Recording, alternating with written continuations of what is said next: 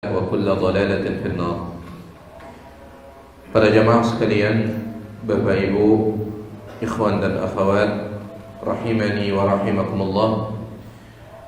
Alhamdulillah, pada kesempatan malam hari ini kita dimudahkan kembali oleh Allah Subhanahu wa taala untuk melanjutkan pengajian kita masih dalam pembahasan kitab Ahaditsul Akhlaq, hadis-hadis yang berkaitan tentang masalah akhlak yang dikumpulkan oleh Fadilatul Syekh Abdul Razzaq bin Abdul Muhsin Al-Abbad Al-Badr hafizahullah ta'ala.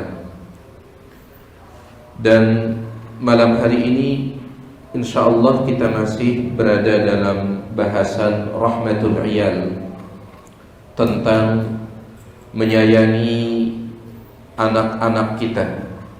Ya.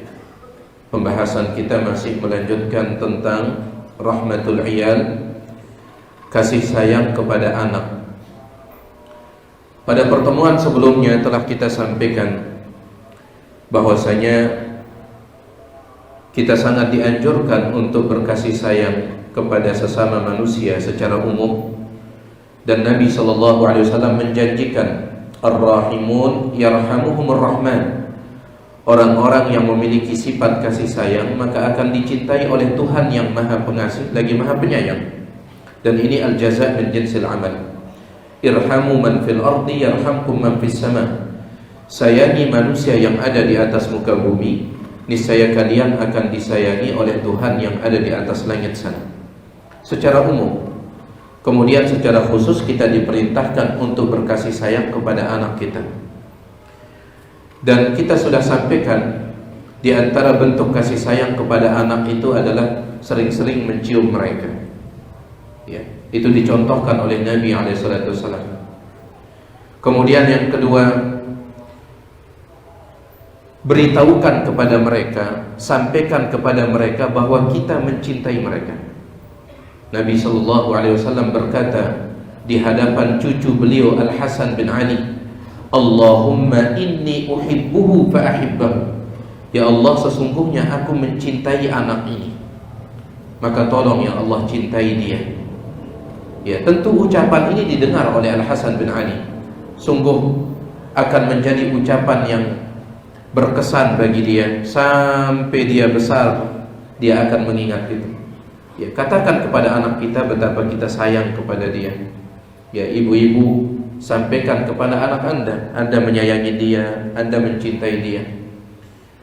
Kemudian juga di antara bentuk kasih sayang kepada anak yang telah kita sampaikan, kalau anak kita itu lebih daripada satu, maka hendaklah kita berbuat adil di antara mereka.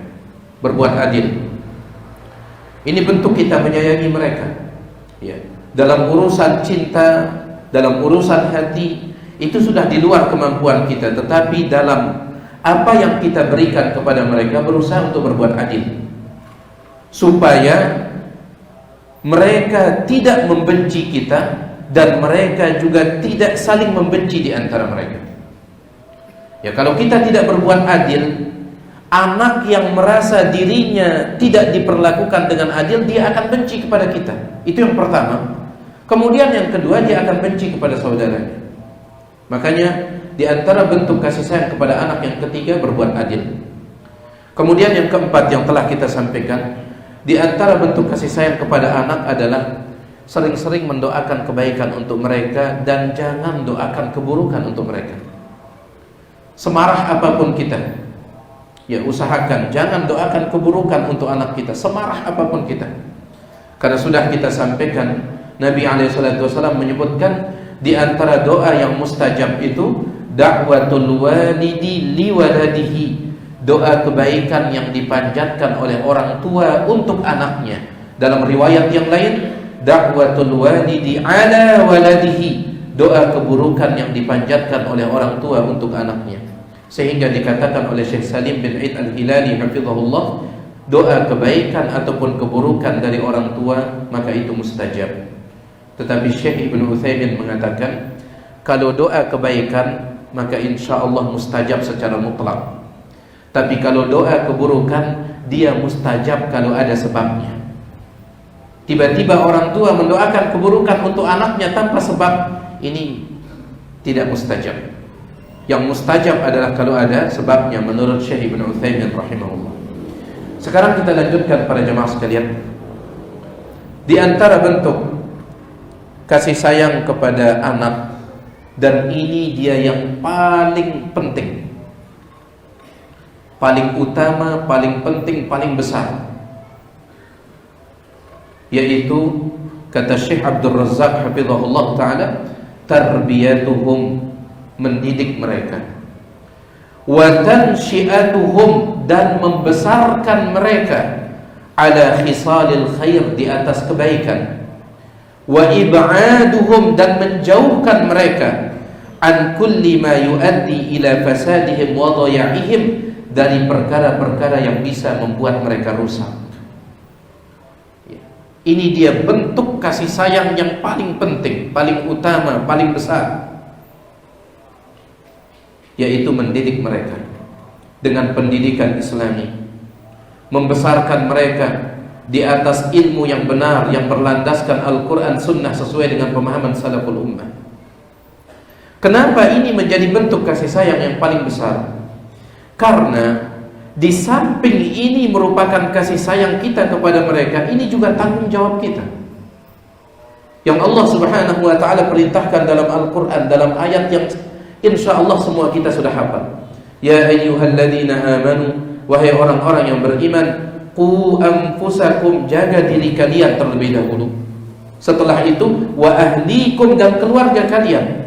Kalimat keluarga di sini masuk istri, masuk anak.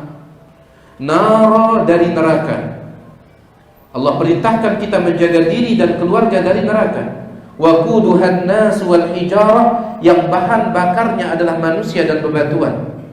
Alaiha malaikatun giladun syidad, di dalam neraka itu ada malaikat-malaikat gilad, yang kasar, syidad, yang keras. Al-Imam Al-Qurtubi ketika menafsirkan ayat ini mengatakan, la yarhamun idza sturhimu, para malaikat itu tidak akan sedikit pun kasihan meskipun penduduk neraka merengek-rengek. Khuliqu minal ghadab, karena mereka diciptakan dari kemurkaan. Ya, mereka diciptakan dari kemurkaan. Wa hubbiba ilaihimul adzab kama hubbiba li bani Adam aklu at-ta'ami wasyarab, dan mereka dijadikan senang menyiksa sebagaimana manusia dijadikan senang makan makanan dan minuman. Waliyadzubillah. Dari ini Allah perintahkan kita untuk menjaga keluarga kita, istri dan anak itu. Ini tanggung jawab kita, ya, tanggung jawab mendidik mereka. Ali bin Abi Thalib ketika menafsirkan ayat ini, beliau mengatakan cara menjaga keluarga dari api neraka, allimuhum wa addibuhum. Allimuhum, ajarkan ilmu agama kepada mereka, wa addibuhum, dan ajarkan mereka adab Islam. Ini dia Allah perintahkan kita. Kemudian juga, kenapa ini menjadi bentuk kasih sayang yang paling besar? Karena kita akan ditanya tentang ini, semua kita. Nabi SAW bersabda dalam hadis yang diriwayatkan oleh Bukhari Muslim, kullukum ra'in wa kullukum mas'ulun ar-ra'iyatihi. Semua kalian itu pemimpin, dan semua kalian akan ditanya tentang apa yang dia pimpin. Warrajulu ra'in ala ahli baitih, dan seorang bapak, seorang ayah pemimpin di dalam keluarganya. Wa huwa mas'ulun ar-ra'iyatihi, dan akan ditanya tentang kepemimpinannya. Dan ingat, kita sebagai orang tua pada hari kiamat akan ditanya lebih dulu oleh Allah tentang hak anak kita sebelum anak kita ditanya tentang hak kita sebagai orang tua. Kita dulu sebagai orang tua, ya, sebagaimana disebutkan oleh Ibnul Qayyim rahimahullah dalam kitab beliau Tuhfatul Maudud. Beliau mengatakan, qala ba'du ahli ilmi, berkata sebagian ulama, innallaha, sesungguhnya Allah, yas'alul walida an waladihi yaumal qiyamah. Allah akan bertanya kepada al-walid, seorang ayah, seorang bapak, an waladihi, tentang hak anaknya, yaumal qiyamah, pada hari kiamat, qabla, sebelum, an yas'alal walada an walidihi, sebelum Allah bertanya kepada si anak tentang hak orang tuanya. Kita dulu yang akan ditanya. Ya. Maka perhatikan ini. Ya, tampakkan kasih sayang yang paling besar ini dengan cara mendidik mereka. Dan juga ya, kita ingin supaya anak kita itu tidak rusak. Dan sebab kerusakan yang paling besar yang dijelaskan oleh Ibnul Qayyim rahimahullah adalah kelalaian orang tua dalam mendidik mereka. Banyak sebab rusaknya anak itu, banyak. Di antara sebabnya adalah lingkungan, sebabnya adalah pergaulan. Akan tetapi sebab yang paling besar adalah orang tuanya lalai di dalam mendidiknya. Seandainya pendidikan yang diberikan oleh orang tua itu bagus, setidaknya anak itu nanti dia bisa memfilter, menyaring, memilih dengan siapa dia berteman. Kalau pendidikan dari orang tuanya sudah bagus, iya, pertemanan itu bisa merusak. Betul, pertemanan bisa merusak. Orang Arab mengatakan as-sahib sahib. Yang namanya sahib, sahabat itu sahib, menyeret, menarik. Kalau sahabatnya buruk, ditarik kemana? Keburukan. Kalau sahabatnya baik, ditarik ke kebaikan. Sahabat itu dia nyetrum, sahabat itu ya, dia menarik. Kalau sahabat yang buruk, menarik kepada keburukan. Tetapi kalau anak itu sudah dapat pendidikan yang baik dari orang tuanya, insya Allah ba'da taufiqillah, kemudian pendidikan dari orang tuanya, insya Allah dia akan bisa memfilter, dia bisa menyaring, dia bisa memilah, memilih dengan siapa dia berteman. Makanya Ibnul Qayyim mengatakan sebab kerusakan anak yang paling besar kelalaian orang tua. Kita bacakan ucapan Ibnul Qayyim. Fama afsadal abna, tidak ada yang paling merusak anak-anak mithlu taghaffulil aba, seperti kelalaian orang tua. Tidak ada yang paling merusak anak-anak seperti kelalaian orang tua. Wa ihmalihim, penelantaran yang dilakukan oleh orang tua. Orang tua menelantarkan pendidikan anaknya. Wastishalihim syararan nar baina thiyab, dan orang tua membiarkan percikan api itu menyala di antara pakaian anaknya. Ya. Syekh Ibnu Utsaimin rahimahullah ketika mengingatkan sebagian orang tua yang, mohon maaf, bahasa beliau juhal, kata beliau, orang tua yang jahil, kata beliau, yaitu ketika melihat anaknya sedang tidur, kemudian terdengar azan, apa kata dia? Kasihan mau dibangunin, lelap sekali tidurnya. Syekh Ibnu Utsaimin rahimahullah mengatakan, seandainya ketika anak tersebut tidur, kemudian rumah kita qaddarallah kebakaran, kira-kira kita akan kasihan, biarin aja, lelap sekali tidurnya. Apakah kita akan berkata seperti itu? Anak kita ini lelap sekali tidurnya, nyenyak sekali tidurnya, qaddarallah rumah kebakaran. Apakah kita akan membiarkannya tidur karena dengan alasan tidurnya nyenyak sekali? Demi Allah tidak. Bahkan bisa jadi kita akan menyeretnya. Kalau dia tidak mau bangun, kita akan tarik dia untuk menyelamatkannya dari api yang membakar rumah kita. Syekh Ibnu Utsaimin mengatakan, ketahuilah, api yang membakar rumahmu itu hanya satu bagian dari 70 kali lipatnya neraka jahanam. Nabi SAW mengatakan seperti itu.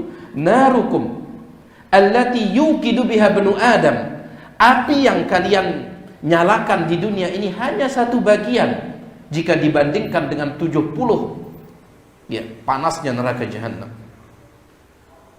Jadi ini jamaah sekalian, kerusakan anak itu banyak ditimbulkan oleh kelalaian orang tua. Baik, di sini kita ingin membicarakan sedikit tentang beberapa arahan yang diarahkan kita oleh para ulama di dalam mendidik anak-anak kita. Insyaallah antum sudah sering mendengarkan pembahasan ini, akan tapi min babi dzikra, ya, dalam rangka untuk saling mengingatkan, mudah-mudahan bermanfaat. Yang pertama,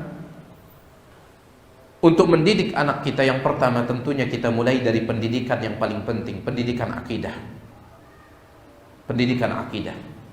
Bahkan Ibnul Qayyim mengatakan, hendaklah seorang anak itu ketika anak itu sudah mulai bisa berbicara, hendaklah langsung ditalkinkan syahadatain. Saya bacakan ucapan Ibnul Qayyim. Fa idza kana waqtu nutqihim, apabila anak tersebut sudah bisa berbicara. Sudah bisa berbicara. Biasanya umur berapa? Umur 3 tahun, ya. Ataupun kalau lebih umur 4 tahun. Yang penting kalau anak itu sudah berbicara, falyulaqqanu, hendaklah mereka ditalkinkan. Yang namanya talqin itu dibimbing. Hendaklah mereka dibimbing, la ilaha illallah Muhammadur Rasulullah. Dibimbing. Meskipun sepakat para ulama, seorang anak yang lahir dari orang tua muslim dan muslimah, bapaknya muslim, ibunya muslimah, anak ini meskipun dia tidak pernah mengucapkan 2 kalimat syahadat sampai balik, tetap dia dikatakan muslim. Tetap. Iya. Kan kalau orang kafir kalau ingin masuk Islam disuruh apa? Bersyahadat. Adapun anak yang lahir dari orang tua yang muslim dan muslimah, itu tidak perlu disuruh bersyahadat. Tidak perlu. Sepakat para ulama, tidak ada khilaf. Sepakat. Tidak wajib. Sekarang engkau sudah balik, ucapkan 2 kalimat syahadat. Sepakat para, tidak ada khilaf. Tapi Ibnul Qayyim mengatakan tetap dibimbing 2 kalimat syahadat itu untuk apa? Untuk mengajarkannya tentang akidah. Ini bukan karena, bukan untuk memuslimkan dia, bukan. Dia sudah muslim. Karena Nabi SAW bersabda, kullu mauludin yuladu alal fitrah. Semua anak yang lahir dalam keadaan fitrah. Fa abawahu yuhawwidanihi, kedua orang tuanya menjadikannya Yahudi, atau yunassiranihi, menjadikannya Nasrani, atau yumajjisanihi, menjadikannya Majusi. Dalam sebagian riwayat, fa in kana muslimaini fa muslimun, apabila kedua orang tuanya muslim, insyaallah anaknya juga akan muslim. Sehingga sepakat ulama tidak perlu untuk diislamkan lagi dengan 2 kalimat syahadat. Ya.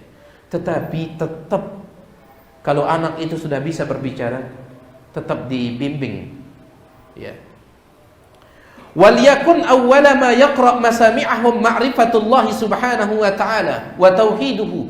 Usahakan yang pertama kali mengetuk telinga anak tersebut, yang pertama kali mengetuknya adalah pelajaran tentang mengenal siapa Tuhannya. Coba tanyakan sama anak kita, nak, umurnya 3 tahun misalkan atau 4 tahun, siapa Tuhan kamu, nak? Tanya, siapa Tuhan kamu? Ya. Kemudian juga wa annahu subhanahu fawqa arsyihi. Ajarkan dia dari kecil Allah itu di mana? Di atas arsy. Karena tidak semua anak kita tahu. Saya pernah nanya sama seorang anak, betulan. Iya. Di mana Allah, saya katakan? Jawabannya di atas genteng. Sahih. Jawabannya di atas genteng. Nah, ini yang perlu dibimbing. Ibnul Qayyim mengatakan ini dalam kitabnya Tuhfatul Maudud bi Ahkamil Maulud, tentang hukum terkait dengan anak. Ajarkan wa annahu subhanahu fawqa arsy. Nah, Tuhanmu siapa? Allah. Allah itu di mana? Di atas arsy. Kalau dia bisa menjawab di atas arsy, alhamdulillah. Yanzuru ilaihim, ajarkan dia. Allah yang di atas arsy itu yanzuru ilaihim. Allah itu selalu melihat kamu, nak. Wa yasma'u kalamahum, selalu mendengarkan ucapanmu. Wa huwa ma'ahum aina ma kanu, dan dia mengetahuimu dimanapun kau berada. Ajarkan pendidikan akidah sejak kecil. Sejak kecil. Jangan sampai ucapan yang pertama yang dia ucapkan itu do re mi fa sol la si do. Ya.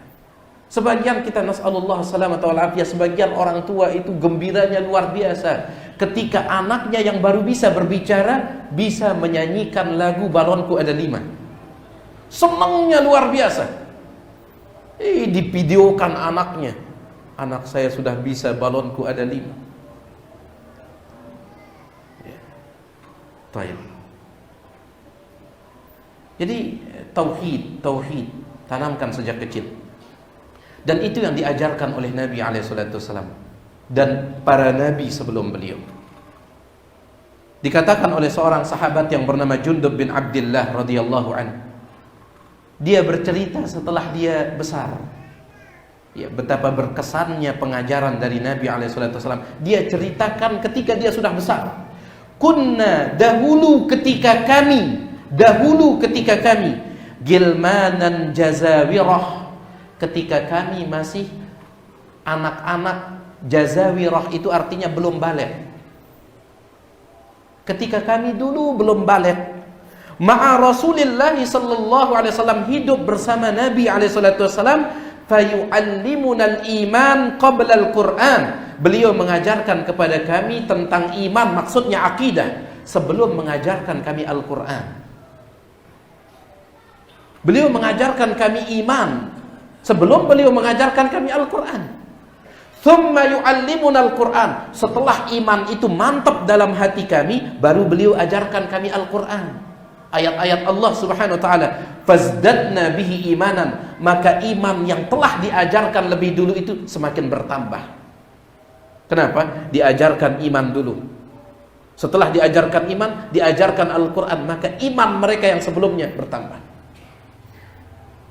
Lalu Jundub bin Abdullah mencela, mengkritik tata cara pengajaran orang setelahnya. Wa innakumul yaum, adapun kalian sekarang, ta'allamunal Qur'an, kalian belajar Qur'an dulu qablal iman, sebelum belajar iman dan akidah. Kalau kami dulu akidah dulu diajar oleh Rasul, baru setelah itu belajar apa? Kalau kalian sekarang, kata dia kepada generasi setelahnya, ta'allamunal Qur'an, kalian belajar Qur'an dulu qablal iman, sebelum akidah. Ini keliru. Dari kecil, semenjak bisa berbicara, coba tanyakan ya. Coba tanyakan sama diri kita, pernah tidak saya tanya anak saya, umurnya sekarang 5 tahun, di mana Allah? Siapa nabinya? Mungkin antum pernah melihat video dibuat oleh seseorang sebagai dokumentasi, video dokumentasi. Di negara kita ini, di sebuah tempat, anak-anak SMA, kaum muslimin, muslimin dan muslimat, anak SMA-nya ditanya.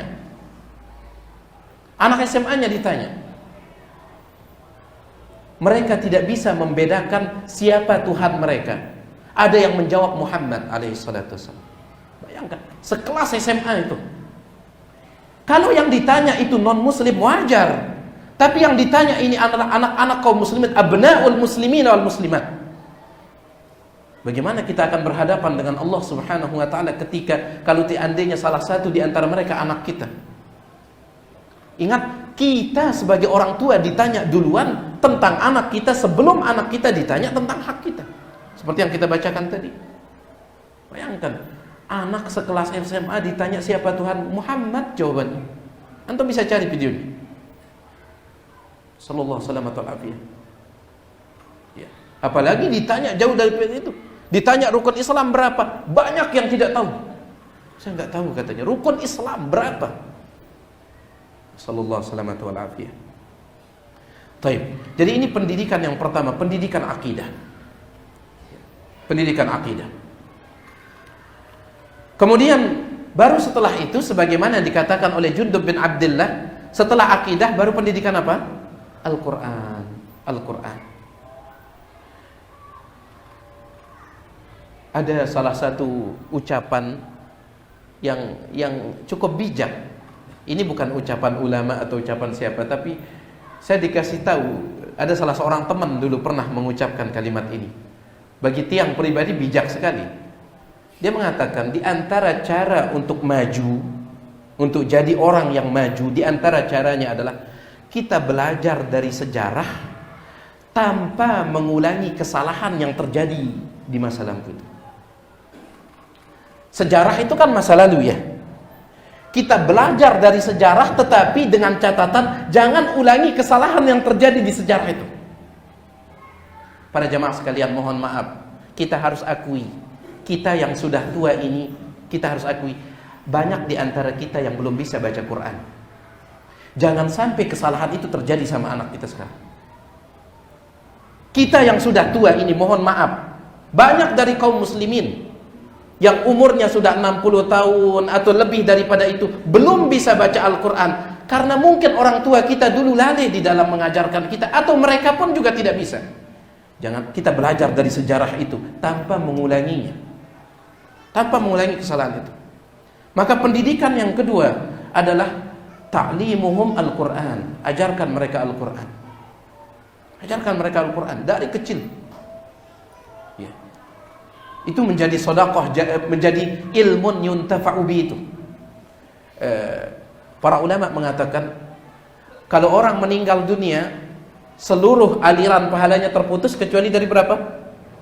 Dari berapa? 3. Sedekah jariyah, kemudian ilmu yang bermanfaat yang pernah diajarkan, ketiga anak saleh mendoakannya. Kata para ulama, orang tua berpeluang untuk memborong tiga-tiganya. Yang namanya orang tua berpeluang untuk memborong tiga-tiganya. Orang tua bisa bersedekah jariyah, bisa. Yang kedua, dia bisa mengajarkan anaknya ilmu yang bermanfaat, bisa, yang akan tetap diamalkan oleh anaknya setelah orang tuanya meninggal dunia. Yang ketiga, waladun saleh yad'ulah, anak saleh mendoakannya. Anak saleh mendoakannya. Ya. Orang tua bisa memborong tiga-tiganya ini. Tetapi yang tidak punya anak, yang Allah takdirkan tidak punya anak, maka dia bisa memiliki anak melalui jalur ilmunya. Sebagian ulama kita tidak punya anak. Ya. Saya diberitahukan oleh sebagian asatidzah, Syekh Shalih Fauzan hafizahullah, Allah takdirkan tidak punya anak. Tapi berapa anak beliau, murid-murid beliau? Dikatakan oleh Imam Ibnu Abdul Bar dalam kitab Jami' Bayanil Ilmi wa Fadli, beliau mengatakan ilmu rajulu waladuhu, ilmu seseorang itu yang akan jadi anaknya. Itu akan jadi anaknya. Syekhul Islam Ibnu Taimiyah tidak menikah. Syekhul Islam Ibnu Taimiyah tidak menikah, tapi berapa banyak orang yang membaca kitab beliau, setiap kali menyebut nama beliau mendoakan beliau, rahimahullah, rahimahullah, wa ghafara lahu wa askanahu fasiha jannati. Semoga Allah merahmatinya, semoga Allah mengampuninya, semoga Allah menempatkannya dalam keluasan surganya. Berapa banyak anak beliau yang mendoakan beliau. Ya. Jadi jangan berkecil hati yang Allah takdirkan tidak memiliki keturunan. Bisa melalui ilmu Anda bisa memiliki anak. Dan Syekh Ibnu Utsaimin mengatakan di dalam Syarah Riyadhus Shalihin, ketika menjelaskan hadis ini, anak soleh yang mendoakan atau ilmu yang bermanfaat yang pernah diajarkan, kata beliau, Nabi mengatakan ilmu bermanfaat yang pernah diajarkannya, sehingga tidak disyaratkan orang itu harus ustadz, harus syekh, harus kiai, harus buya, harus gus, tidak. Yang penting antum ajarkan ilmu yang bermanfaat dan diamalkan, masuk dalam ini. Antum mengajar anak-anak kecil alif, ba, ta, sa, sampai mereka kenal dari huruf alif sampai ya, mereka kenal. Dan ba'dallah kemudian gara-gara antum akhirnya mereka bisa baca Al-Quran, minimal Al-Fatihah mereka bisa. Yang itu terus mereka baca dalam sholat, aliran pahala tidak akan pernah terputus. Aliran pahala tidak akan pernah terputus. Kabar gembira, Syekh Ibnu Utsaimin mengatakan tidak disyaratkan seorang ustadz ilmun yuntafa'u bihi, itu tidak disyaratkan. Tidak disyaratkan seorang syekh, yang penting ilmu bermanfaat. Bahkan menurut beliau hatta ilmu dunia pun kalau bermanfaat insyaallah masuk. Syekh Ibnu Utsaimin rahimahullah, kalau bermanfaat ilmu dunia, ya. Baik. Jadi ini dia mengajarkan mereka setelah akidah itu Al-Quran.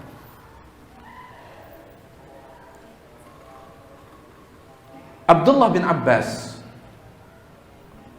radhiyallahu anhuma, dia pernah mengatakan, saluni an suratin nisa.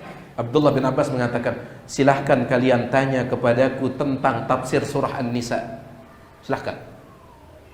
Karena Abdullah bin Abbas ini gara-gara doa Nabi SAW ba'dallah subhanahu wa ta'ala, kemudian doa Nabi SAW, Allahumma faqihu fid din wa 'allimhu ta'wil. Ya Allah, jadikan anak ini paham dalam urusan agama, terutama ajarkan dia ilmu tafsir.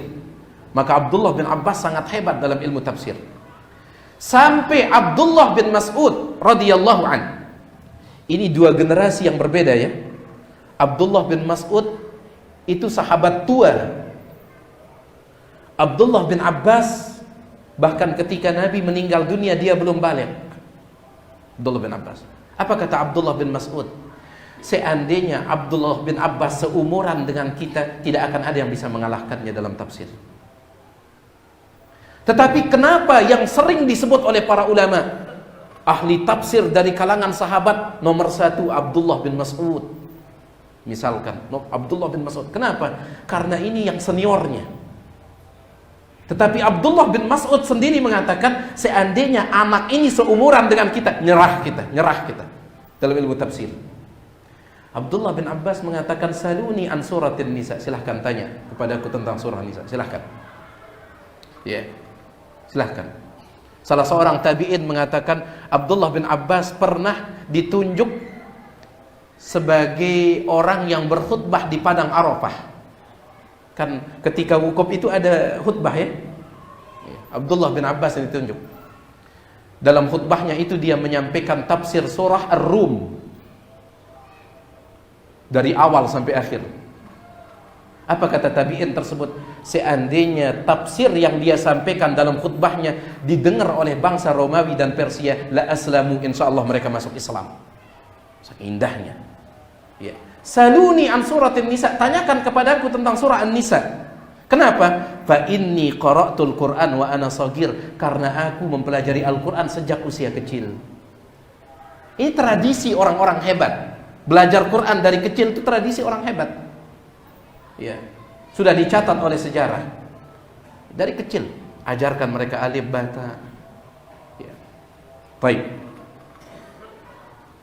Kalau seandainya kita tidak bisa, ya serahkan ke tempat yang bisa mengajarkan mereka, meskipun harus mengeluarkan biaya, kata Imam An-Nawawi. Meskipun harus mengeluarkan biaya. Dan para ulama mengatakan al-ulum asy-syar'iyyah, ilmu agama merupakan ilmu yang paling berhak untuk kita habiskan harta di dalamnya. Saya ingat sekali ucapan dari Ustadz kita, Ustadz Yazid bin Abdul Qadir Jawas rahimahullahu ta'ala, dalam salah satu rekaman video beliau mengatakan sebagian kita sebagai orang tua kadang zalim. Ya. Di mana letak kezalimannya? Ketika anak kita untuk ilmu dunia kita sanggup bayar mahal untuk lesnya, tapi ketika iuran santren, bukan pesantren ya, iuran santren, surau 10.000 satu bulan, darah ikhlasnya guru ini katanya. Dari dulu kita belajar itu tidak mengeluarkan apa-apa. Bohong itu. Bohong. Siapa bilang dari dulu tidak mengeluarkan apa-apa? Imam Syafi'i mengatakan, wahai saudaraku, engkau tidak akan dapat ilmu kecuali dengan 6 perkara. Di antaranya adalah biaya yang beliau sebutkan. Ya.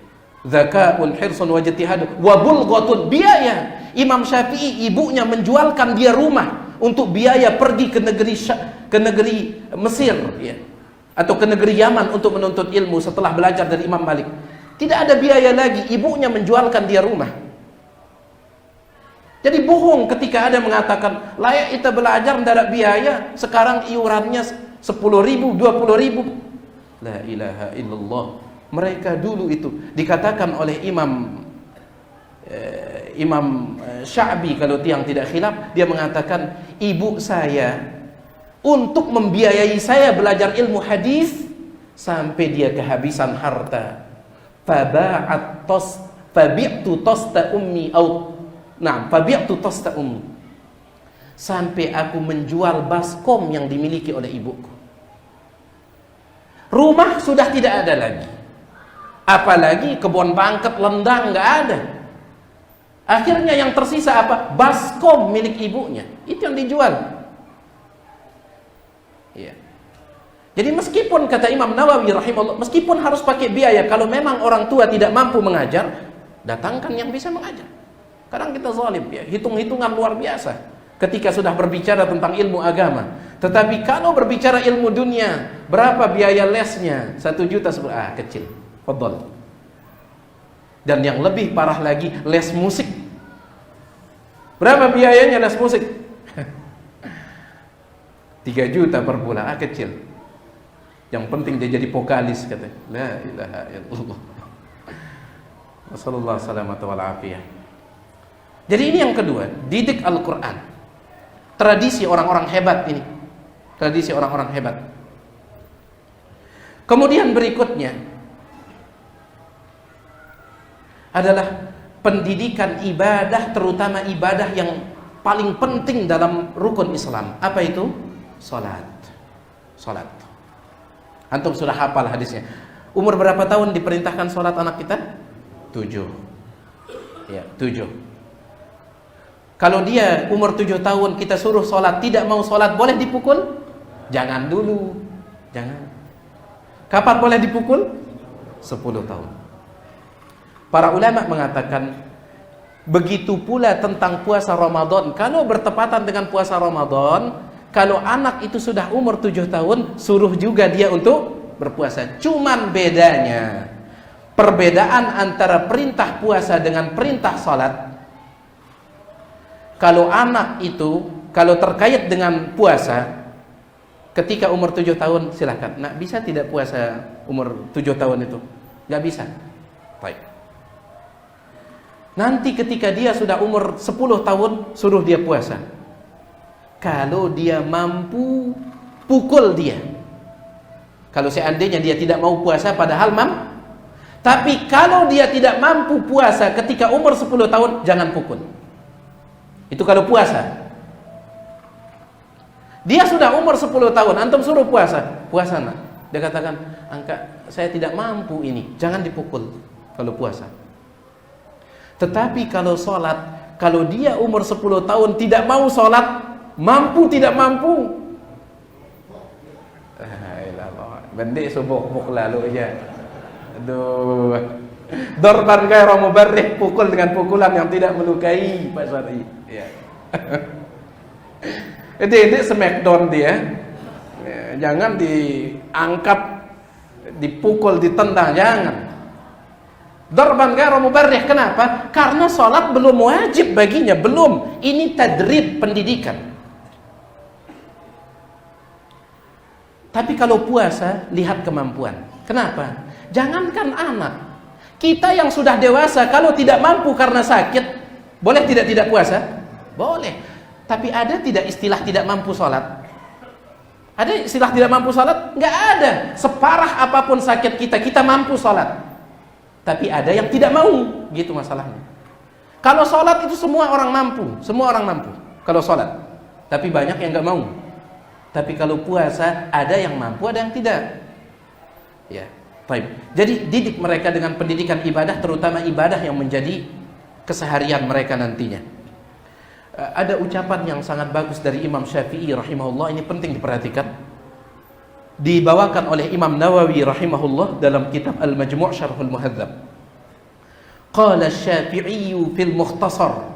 Berkata Imam Syafi'i di dalam ringkasan kitab Al-Um, yang meringkasnya adalah murid beliau Al-Muzani. Apa kata Imam Syafi'i? Wa 'alal aba'i wal ummahat, kepada bapak-bapak dan kepada ibu-ibu, an yu'addibu auladahum, agar mendidik anak-anak mereka, wa yu'allimuhumut taharata wassalah, agar mereka mengajarkan anak mereka tata cara bersuci dan tata cara salat. Nah, ini penting ini. Kadang kita hanya fokus anak umur 7 tahun, suruh mereka apa? Salat. Ya, bahkan kita bawa ke masjid, tapi hanya sholat, anak itu nggak wudhu. Ada tidak yang seperti ini? Anaknya dibawa, dididik sholat ketika umur 7 tahun, ketika umur 10 tahun dibawa ke masjid, tapi sholat saja tanpa wudhu. Yang penting dia ikut sholat tanpa wudhu. Imam Syafi'i mengatakan, ajarkan dia toharoh. Jangan sampai sudah balik, dia mengira boleh sholat tanpa wudhu. Kenapa? Sejak kecil nggak pernah wudhu.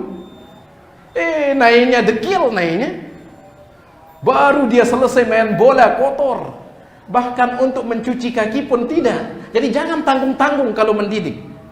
Kalau didik dia sholat ketika umur 7 tahun, ada syarat sahnya sholat itu apa? Wudu. Bahkan Syekh Ibnu Utsaimin rahimahullah, dan juga diikuti oleh Syekh Masyhur bin Hasan Salman dalam kitab beliau Al-Qaulul Mubin fi Akhta'il Musallin tentang koreksi terhadap kesalahan orang yang salat. Syekh Masyhur bin Hasan Salman mengatakan di antara kesalahan orang yang salat adalah para orang tua yang membawa anak mereka ikut salat tetapi anaknya tidak nutup aurat. Anaknya sholat pakai celana pendek, yang penting milu sholat kan katanya. Wudhu tidak, celananya pendek. Ini kesalahan. Ini kesalahan. Jadi jangan tanggung-tanggung kalau ingin mendidik. Didik sholat ketika umur 7 tahun sekaligus taharahnya, bersucinya, sekaligus menutup auratnya. Iya. Ini ucapan Imam Syafi'i luar biasa. Wa yu'allimuhum, mereka para orang tua hendaklah mengajarkan kepada anak-anak mereka at-taharata, bersuci, was-salata, dan salat, wa yadribuhum ala dzalika idza aqilu, dan hendaklah para orang tua boleh memukul anak mereka apabila meninggalkan itu. Itu di sini kembali kepada salat dan taharah itu. Idza aqilu, kalau anaknya itu sudah bisa berakal. Artinya umur 10 tahun. Ya, umur 10 tahun. Jadi betul-betul diajarkan sholat ketika umur 7 tahun itu seperti sholatnya orang dewasa. Seperti sholatnya orang dewasa. Ya. Termasuk juga diajarkan mereka adab ke masjid. Nanti kalau di masjid jangan ribut ya. Nanti kalau orang sudah takbiratul ihram jangan main-main ya. Kita ajarkan. Kalau seandainya kita sudah ingatkan, kemudian selesai takbiratul ihram ternyata lepas anak kita main-main, maka mudah-mudahan tidak menjadi sesuatu yang membuat kita tercela. Karena sebagian ulama mengatakan bahwasanya orang tua yang membawa anaknya ke masjid kemudian anaknya ribut dan dia tidak pernah mengingatkan itu, anaknya tidak berdosa, tetapi dikhawatirkan orang tua ini yang kena dosanya. Kenapa? Karena mengganggu orang yang sholat. Ini perkataan sebagian ulama. Ya. Oleh karena itu dididik sholat itu bukan sekedar milu-milu bawang bahasa orang. Yang penting milu sholat kan deh. Betul-betul dididik sholat sebagaimana sholatnya orang dewasa, orang yang sudah besar. Ya.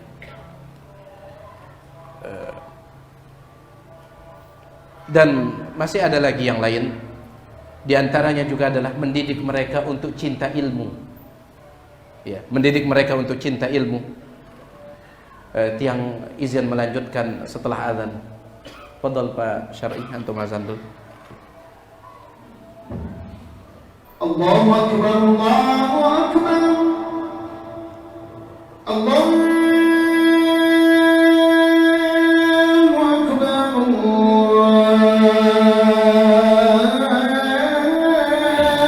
Allahu akbar. Asyhadu an la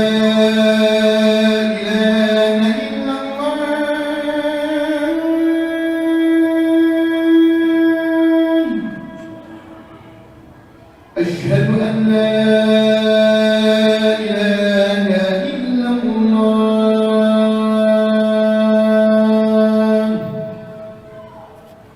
أشهد أن محمدا رسول الله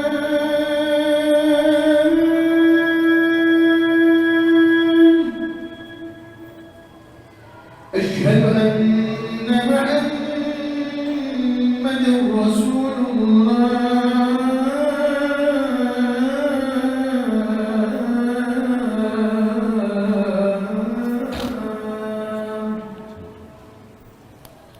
حي على الصلاة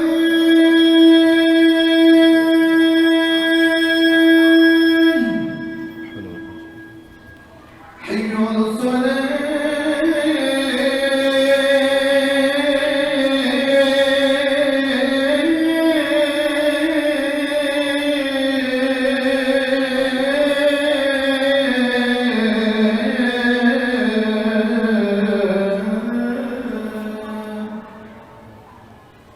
حي على الفلاح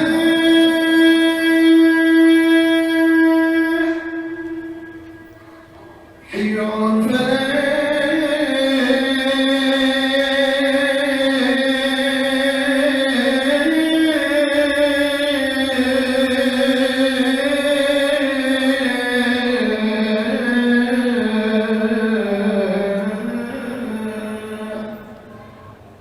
Allahu Akbar, Allahu Akbar. La ilaha illallah.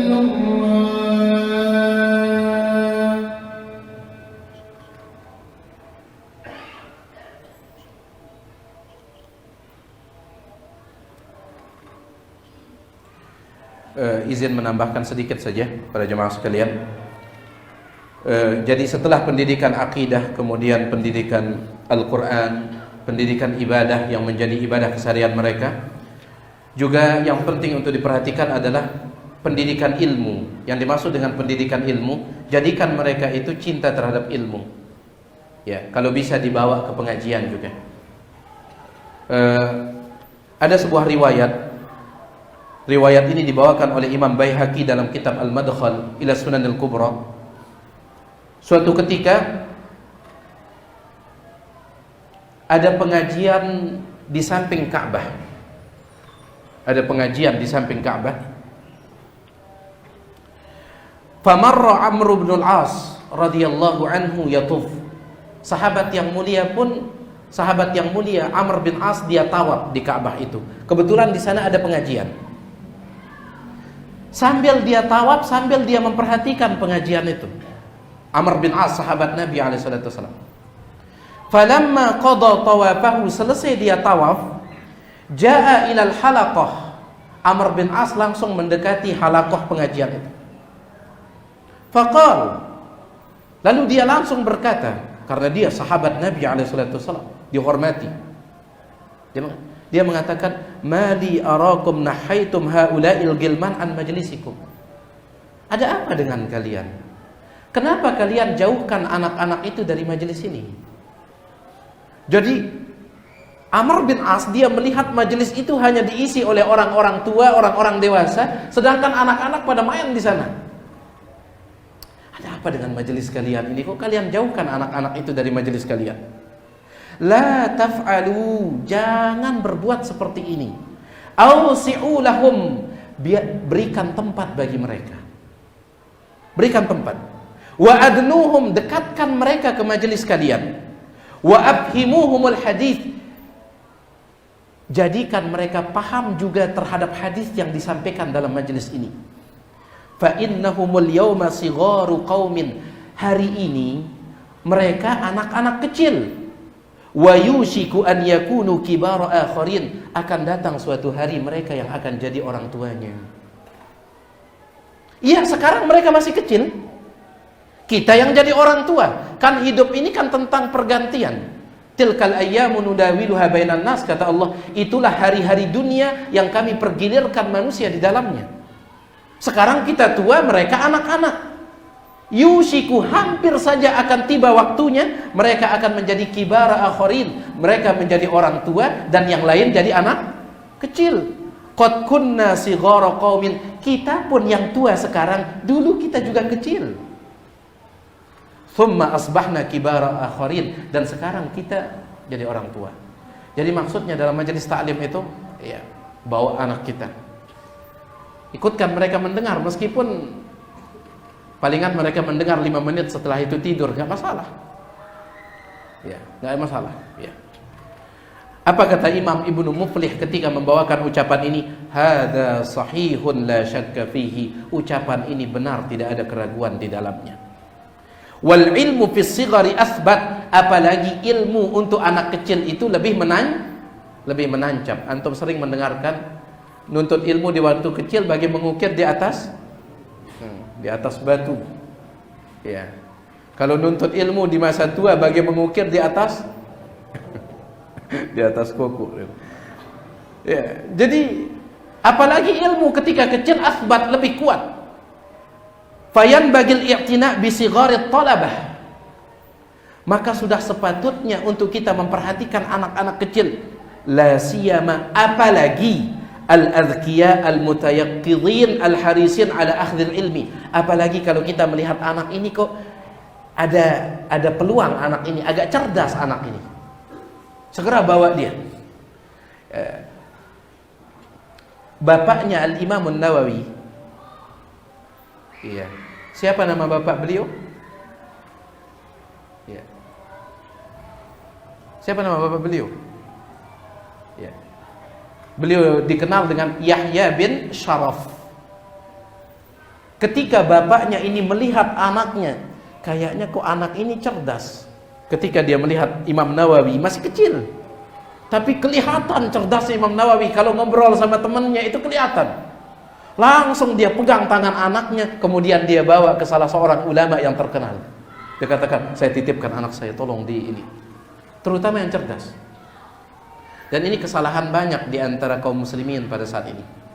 Ketika dilihat ada cerdas anak ini, ya, dicarikan jurusan. Nah, yang ini cocoknya untuk jurusan ini. Kan tidak temangnya pondok, angkat di nakal anak ini. Tengumbe nemangnya pondok dia nakal. Jemaah sih nakal dong. Seolah-olah pondok ini tempat rehabilitas. Banyak yang seperti ini. Nasallallahu alaihi wasallam. Dulu para ulama ketika menemukan bibit, bibit nih, masukkan ke ulama hadis, masukkan ke ulama ini dulu. Sekarang orientasi kita beda, tujuan kita beda. Ketika dilihat cerdas, lah fisika sudah ini. Ya. Tapi ketika dilihat lah kan darah pondok doang, wah neja. Ya, pondok doang. Kenapa pondok? Dia kelas 3 SD 3 kali katanya, gagal terus, kerantengan terus, makanya kayaknya pondok sudah ini. Jangan yang seperti ini, jangan. Imam Ibnu Muflih mengatakan terutama yang cerdas, terutama yang cerdas. Baik, ini dia. Kemudian juga berikutnya adalah pendidikan akhlak. Ini juga penting ya. Kita semua sudah maklum bagaimana keadaan akhlak untuk generasi di zaman kita ya. Makanya pendidikan akhlak ini sangat penting sekali. Sampai Ustadz kita, Ustadz Muflih Sapitra, beliau menyebutkan dalam salah satu video beliau mengatakan teori orang-orang di zaman ini di dalam pendidikan sepertinya sudah menyentuh langit teori mereka. Tetapi hasilnya itu kita tidak lihat. Beda dengan orang-orang dulu itu. Sederhana mereka, tapi kita lihat akhlak itu luar biasa. Kepada guru luar biasa, kepada orang tua luar biasa. Sekarang sekedar teori. Ya. Ini menunjukkan kepada kita bahwasanya pendidikan akhlak sangat dibutuhkan terutama di zaman ini. Dan ini memang dibutuhkan setiap zaman. Dibutuhkan setiap zaman. Tapi sepertinya di zaman kita lebih dibutuhkan lagi pendidikan akhlak ini.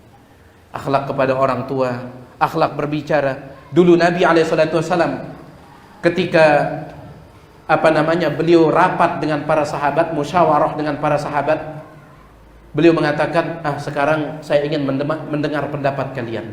Nabi SAW mengatakan, kabir. Apa arti kabir?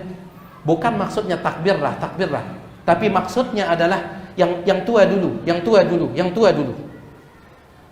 Ketika musyawarah, ada sahabat yang muda, tapi beliau mengatakan kabir. Dalam riwayat yang lain, liyabda'al akbar, yang lebih tua dulu mulai. Ini termasuk pendidikan. Ya. Jangan sampai semuanya kita lengkap, punggung orang dilengkap. Kemudian juga giliran orang berbicara padahal ini lebih ini dilengkap, jangan. Ini kita butuh pendidikan akhlak untuk anak-anak kita dan juga untuk diri kita tentunya, untuk diri kita. Ya, kita pun juga masih butuh pendidikan akhlak ini dan akan tetap butuh, tapi untuk anak-anak kita sangat membutuhkan sekali. Kita hidup di zaman banyak sekali hal-hal yang merusak akhlak anak kita. Ya, subhanallah. Saya pernah masuk ke sebuah tempat pembelanjaan, ya, untuk beli sesuatu. Posisinya di sini tempat belanjanya, tapi masih satu bangunan. Ya, kemudian beberapa pemuda dan pemudi karyawan di tempat tersebut. Subhanallah. Sedih ketika mendengarkan obrolannya, saling panggilnya itu dengan nama binatang. Dan itu sambil tertawa, kayaknya biasa gitu. Dengan nama binatang, dengan bahasa-bahasa kasar, saling panggil. Dan yang menyedihkan lagi, ya, Di antara mereka beberapa perempuan dan beberapa laki-laki, rata-rata perempuannya berjilbab, tapi saling panggil. Mereka memanggil yang laki dengan panggilan binatang, yang ini memanggil yang perempuan juga dengan panggilan binatang, tapi sambil ketawa-ketawa, bercanda. Artinya apa sejauh itu gitu, serendah itu akhlak kita. Menjadikan, dulu bayangkan kalau ada orang memanggil dengan panggilan seperti itu, subhanallah.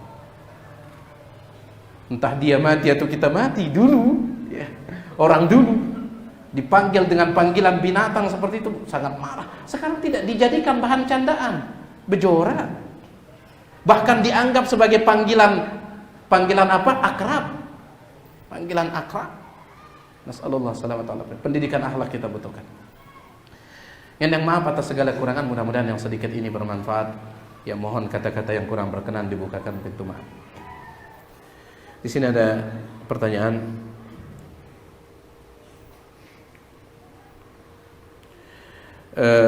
Kita bacakan 1, 2 atau 3 pertanyaan saja. Assalamualaikum Waalaikumsalam warahmatullahi wabarakatuh. Alhamdulillah kami sudah mendapatkan hidayah sunnah, namun perlakuan orang tua berbeda dari saudara yang lain, yakni tidak sesuai harapan yang kami harapkan, baik dalam pembagian kasih sayang dan materi. Pertanyaannya, bagaimana melihat ini sebagai ladang pahala untuk kami tetap berbuat baik pada orang tua dan sayang sama saudara-saudari kami? Ya. Lalu yang kedua, jawaban yang benar untuk di mana Allah, di atas arsy atau di atas langit? Dua-duanya benar, karena dua-duanya disabdakan oleh Nabi SAW. Nabi SAW ketika dalam hadis riwayat Imam Muslim, beliau bertanya kepada seorang budak perempuan sebelum budak perempuan ini dimerdekakan. Beliau bertanya, aina Allah? Jawaban budak perempuan itu fis sama, di atas langit. Nabi tidak mengatakan keliru, itu di atas arsy.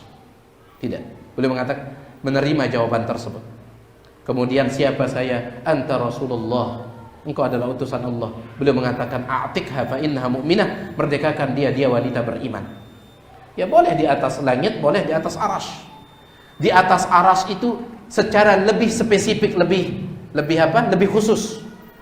Ya, arsy itu di mana? Di atas langit. Arsy itu di atas langit. Ya, cuman itu bahasa yang syar'i ya. Itu bahasa yang syar'i. Di atas langit atau di atas arsy. Boleh antum mengatakan di mana Allah? Di atas gunung, boleh? Kata para ulama, tidak ada orang berakal mengucapkan kalimat itu. Tidak ada. Di mana Allah? Di atas pohon. Gak ada orang berakal mengucapkan itu, kata para ulama. Yang syar'i itu ini. Dan ingat, dalam bab akidah, begitu pula dalam urusan agama, usahakan selama ada istilah yang syar'i jangan diganti dengan yang lain. Ini diingatkan oleh para ulama, di antaranya Syekh Dr. Nasir bin Abdul Karim Al-Aql dalam kitab beliau Mujmal Usuli I'tiqadi Ahli Sunnati wal Jamaah. Beliau mengatakan Ahlu Sunnah itu sangat berpegang teguh dengan istilah-istilah yang syar'i. Selama masih bisa pakai istilah yang syar'i, jangan diganti. Istilah yang syar'i di atas arsy atau di atas langit. Itu adalah. Ya, baik. Kemudian tentang perlakuan orang tua yang tiba-tiba berubah mungkin setelah kita mengenal dakwah sunnah. Ya, maka bersabar. Terus berbuat baik kepada mereka. Ya. Berbuat baik kepada mereka. Jangan sampai seperti yang pernah kita bahas tentang ucapan Syekh Abdul Razak terkait dengan hadis-hadis berbakti kepada orang tua. Apa kata Syekh Abdul Razak? Jangan sampai kesalahan orang tua 1, 2, 3 menjadi alasan kita berhenti berbakti kepada mereka. Jangan sampai. Ya. Idfa' billati hi ahsan. Allah menyuruh kita kalau ada orang berbuat salah kepada kita, usahakan idfa' billati hi ahsan. Balas dengan cara yang lebih baik. Kalau itu kepada orang lain, apalagi kepada orang tua. Apalagi kepada orang tua. Mereka lebih berhak untuk idfa' billati hi ahsan itu. Ya, lebih berhak. Kalau orang lain yang tidak ada hubungan dengan kita berbuat salah kepada kita, tetap dianjurkan balas kesalahannya dengan kebaikan. Dianjurkan. Apalagi orang tua. Jangan hanya gara-gara itu kemudian kita ini. Ya. Wallahu ta'ala a'lam wa a'lam. Bagaimana cara mendidik anak yang sudah dewasa sekitar umuran SMA untuk sholat? Apakah harus dipukul? Bagaimana cara memukulnya? Apakah dipukul dengan keras atau dengan bagaimana? Al-Imam Ahmad rahimahullahu ta'ala, Imam Ahmad rahimahullah, beliau menjelaskan bahwasanya memukul di sana bukan itu yang jadi inti. Memukul di sana, pukul anak kalian ketika umur 10 tahun tetapi tidak salat. Memukul di sini bukan itu yang jadi inti. Tetapi memukul hanyalah sarana supaya dia mau salat. Sehingga kata para ulama, kalau seandainya ada hukuman lain yang lebih membuat dia jera, pakai itu. Pakai itu. Kalau ada sarana lain. Ya. Seperti di zaman kita ini, salah satu sarana yang sangat jitu adalah ambil HP-nya. Ini lebih menyakitkan dia daripada dipukul. Kalau pukul tangannya yang sakit, tapi kalau HP-nya, hatinya yang sakit. Ya. Jadi jangan antum fokus pada kalimat pukul dia, jangan. Imam Ahmad mengingatkan itu. Ya. Kalau seandainya ada sarana lain yang membuat anak ini akhirnya berhenti meninggalkan sholat, jera dia, pakai sarana itu. Karena tujuan kita kan supaya dia apa? Sholat. Supaya dia sholat. Ya. Ini anak SMA, kalau dipukul, la ilaha illallah, besang bejaguran itu, ya, bejaguran teh. Dan hebatnya anak-anak kita yang sekarang itu badannya lebih besar dari kita, ya, badannya lebih besar dari kita. Ya. Makanya sang lamun pakai pukulannya, mudorotnya besar mungkin. Oleh karena itu coba pakai cara yang lain, pakai cara yang lain.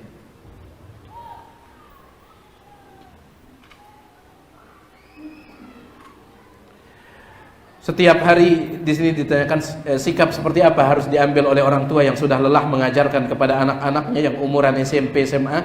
Setiap hari dinasehati tentang pentingnya membaca Al-Quran dan ikut kajian agar anak ini menjadi lebih baik dalam memahami agama ini. Namun qaddarallah anak ini terkadang lebih menyukai yang bersifat duniawi. Apakah boleh memukulnya? Lagi-lagi nih, sama jawabannya ya. Ini sekedar sarana, kalau ada sarana yang lain, ya. Dan bisa juga antum menggunakan targhib jamaah sekalian. Ingat, ada dua metode dakwah di dalam agama kita. Ya, di antara metode dakwah itu ada dua. Pertama namanya targhib dan yang kedua namanya tarhib. Memukul itu bagian dari tarhib. Tarhib itu apa? Membuat takut. Dipukul atau pakai ini. Jangan lupa ada cara yang lain, targhib. Targhib itu apa? Memotivasi. Dengan cara misalkan, nah nanti kalau mau kajian nanti bapak belikan ini. Ya, dulu saya pernah tanya sama Ustadz kita, Ustadz Mu'ti Ali hafizahullah ta'ala. Beliau sering sekali menerapkan ini. Ketika ada anak-anak TK dulu itu, siapa yang hafal ini akan dibelikan ini. Siapa yang hafal ini akan dibelikan ini. Dan seterusnya. Saya tanya sama Ustadz, Ustadz, apa ini tadi nanti tidak merusak keikhlasan mereka? Nanti apa ini tidak akan merusak keikhlasan mereka? Beliau mengatakan, insya Allah seiring dengan mereka belajar nanti mereka akan paham bahwasanya ikhlas itu lebih penting daripada semua hadiah itu. Antum tahu, dikatakan oleh salah seorang sahabat, sebagian di antara kami, seorang sahabat berkata, saya agak lupa nama sahabat ini, tapi dia mengatakan dalam riwayat yang sahih, sebagian di antara kami para sahabat masuk Islam li ajlil mal, untuk mendapatkan harta. Karena antum tahu kan Nabi SAW itu membagikan kepada mu'allaf, yang ini 100 onta, yang ini. Sampai ada Arab Badui, dia pulang ke kampungnya mengatakan, aslimu, ayo masuk Islam. Lihat, jatah yang saya dapat banyak. Muhammad itu kalau ngasih tidak takut miskin. Kata sahabat tersebut, di antara kami ada yang awal-awalnya masuk Islam karena harta, tetapi setelah kami belajar kami pun paham ternyata tidak penting ini. Jadi jangan hanya targhib saja, mungkin targhibnya yang kurang. Mungkin targhibnya, ya. Selama ini kita nyuruh terus, hadiahnya nggak ada. Ya. Hadiahnya nggak ada. Sekali targhib, ya. Jangan targhib terus untuk menampakkan kita berkuasa di dalam rumah tangga. Tidak, targhib. Ya. Wallahu taala a'lam wa alam. Mudah-mudahan yang sedikit ini bermanfaat. Yang maaf atas segala kekurangan. Terakhir.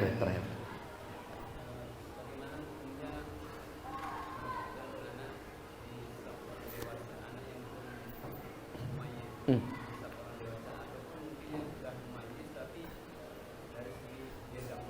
Hmm.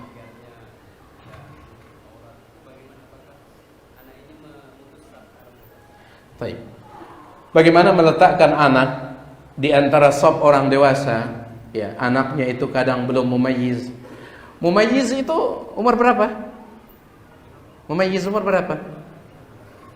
Ada perbedaan pendapat di kalangan ulama. Syekh Ibnu Utsaimin mengatakan pendapat yang terkuat, mumayyiz itu tidak diukur dengan umur. Mumayyiz itu adalah ketika anak itu sudah nyambung ketika berbicara dengan kita. Paham anak itu. Disuruh bisa dia, dilarang bisa dia. Itu mumayyiz kata beliau. Hatta wa in kana duna sabi'ah awis sadisah, meskipun dia di bawah umur 7 atau 6 tahun kata Syekh Ibnu Utsaimin. Wa hadha huwa sahih kata beliau. Ini pendapat yang benar. Tapi itu yang pertama yang ingin saya sampaikan. Lalu bagaimana meletakkan anak di antara shaf orang dewasa? Apakah ini memutuskan shaf? Syekh Ibnu Utsaimin dan yang lainnya mengatakan insyaallah tidak. Insyaallah tidak. Ya. Ada memang ulama yang mengatakan memutuskan shaf. Tetapi Syekh Ibnu Utsaimin mengatakan tidak, dan ini juga dikuatkan oleh banyak para ulama. Kemudian yang kedua, juga kita melihat maslahat dan mafsadat. Maslahat dan mafsadat. Antum bayangkan ya. Antum bayangkan ketika shaf itu hanya diisi oleh orang dewasa saja. Nanti anak-anak di belakang, khusus untuk anak-anak. Kira-kira kita akan hening tidak sholatnya atau kita akan ramai? Ingat ya, matematikanya anak-anak yang pernah kita sampaikan kepada antum, satu anak ditambah satu anak bukan dua anak, sama dengan main-main. Itu matika anak-anak. Satu anak ditambah satu anak sama dengan main-main. Ya. Satu anak ditambah dua anak semakin main-main. Ya. Syekh Ibnu Utsaimin itu menyarankan kalau bisa, kata beliau, kalau bawa anak, anaknya itu diperhatikan dengan cara apa? Bahkan beliau menganjurkan, ini bapaknya, ini anaknya. Ternyata anak itu ada 5 orang. Nanti di sini orang dewasa, di sini satu anak lagi. Beliau mengingatkan termasuk kesalahan mengumpulkan anak-anak jadi satu. Yang penting anak-anak itu tidak bershaf di belakang imam, tepat di belakang imam. Karena Nabi SAW mengatakan, liyaliyani minkum ulul ahlami wan nuha. Adapun yang di belakangku ulul ahlam, yang sudah berakal, yang sudah berilmu, wan nuha, yang sudah berakal dan berilmu. Kenapa? Karena nanti kalau imamnya salah, ada yang mengingatkan, ada yang menggantikan kalau imamnya itu tiba-tiba batal wuduknya.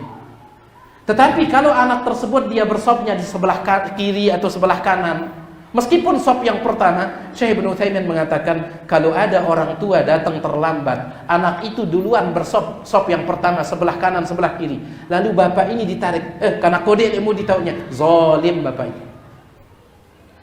Zalim. Kenapa? Nabi SAW bersabda, la yuqimanna ar-rajulu ar-rajula min majlisihi thumma yajlisu fihi. Tidak boleh seseorang membangunkan orang lain dari tempat duduknya, kemudian setelah orang itu bangun dia yang mengambil tempat duduk itu. Tidak boleh. Banyak ulama mengatakan hukumnya haram. Ya. Akhirnya anak itu anti terhadap masjid, jadinya alergi terhadap masjid dan seterusnya. Jadi insyaallah banyak ulama mengatakan tidak jadi masalah. Ya, dan kedepannya tetapi orang tua yang membawa anaknya itu diajarkan wudu juga ya, bukan hanya ikut sholat milu-milu bawang itu, jangan. Ajarkan wudu lengkap. Kemudian pakaiannya juga nutup aurat. Ya, kecuali terlalu kecil. Ya. Jangan yang bawa yang masih pakai pampers. Ya, itu ditaruh di rumah saja ya. Ditaruh di rumah saja kalau masih pakai pampers ya. Ya, kecuali kalau ada keadaan tertentu. Ya, wallahu taala ala alam. Yang maaf atas segala kurangan. Subhanakallahumma bihamdik asyhadu an la ilaha illa anta astaghfiruka wa atubu ilaik. Assalamualaikum warahmatullahi wabarakatuh.